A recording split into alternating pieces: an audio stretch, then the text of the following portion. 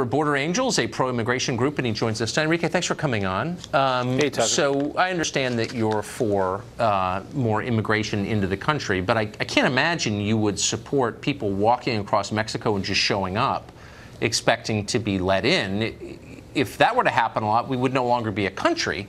So what should we do with these people? Well, Mexico is not a hostile nation, like you mentioned earlier. Of course it is. And the people that are coming from, no, of course it isn't. And the fact that these people that are coming from Central America is the same thing that's been going on since Reagan interfered in the Central American policies in the late 70s and 80s. These are people that are escaping violence, escaping hunger. They're looking for refuge, and they're trying to come into the country. And when you have a Border Patrol spokesman like Chris Harris encouraging them to come, telling them, just show up at the border and say asylum and you're going to get in, that's a lie. That's not the way it works. And it causes these people to flee. They're crossing. They think they're going to be able to get in. Most will not be getting in.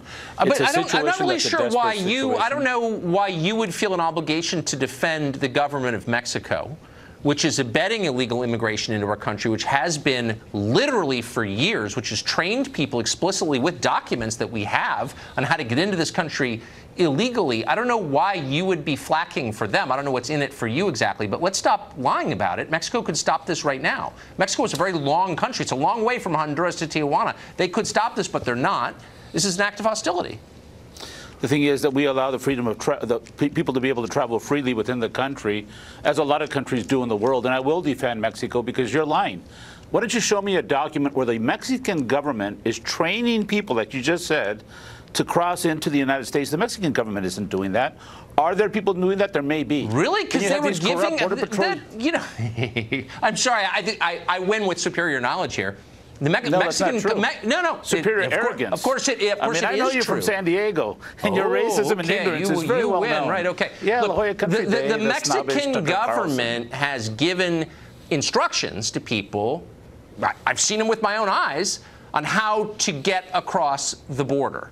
But the point is, this group of people could be stopped any time by the Mexican government, which, again, you feel the need to make apologies for, but they detain people all the time in their country from Central America, as you know. But they're not detaining these people because they say they're going to El Norte. So they're a hostile power. But why should we have to accept anybody who comes here?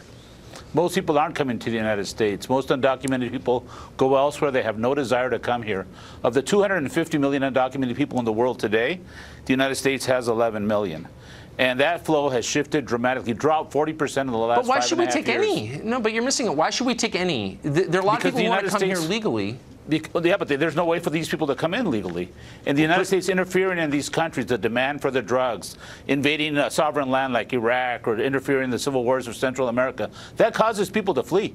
The U.S. should be more welcoming. So and our sins are the reason this is. So you hate America, is what you're saying. I don't know why. Actually, it's interesting. You're blaming America for illegal immigration into America. People Central come America here. Is part of America. Central America is part of America. Mexico is part of America. The United States is a separate country. It's not the same as Honduras, actually. One-third of all Salvadoran citizens already live in the United States. So at what point can we say we've atoned for our sins in El Salvador? Stop interfering in the policies of other countries. Stop taking their natural resources. Stop invading sovereign lands. You have a president. Are we taking the natural resoresources of Honduras right now? Remember Donald Trump? I mean, that guy, he's an embarrassment to the world. He says they're coming for DACA. DACA ended in 2000. People had to have been here by 2012. Donald Trump doesn't know what he's talking about. Let me ask you. I'm not asking you your opinions on Trump. I'm not interested. I'm asking you about the policies that are. Hold on. The policies that affect all of us as Americans. And you're saying that Hondurans have a right to come here because we take the natural resources of Honduras somehow? Can you be a lot more specific? Absolutely. The invasion of the United States of sovereign lands, whether it was the interference in Central America with the Reagan administration. What do we do to Hondurans? Well, have you heard of Iran-Contra? Have you heard of the fact that the United States is the #1 consumer of natural resources from other countries? The #1 consumer of illegal drugs? So these people are coming here to punish us for bad things we did in Honduras? No. Are you representative of people on the left? Is everybody this dumb? The United States has a large responsibility.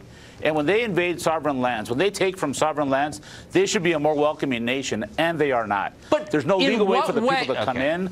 They're desperate. People are crossing borders all over the world. I just want to have a rational conversation. They should be able. Yes, we should have one. All right. Yeah, okay. We should have a Get rational. back to me when you can explain what we did to Honduras to deserve this. Thanks, Enrique. First, they came for Confederate generals. Now, no statue is safe, even a statue dedicated to an American president who fought the Confederacy in the Civil War.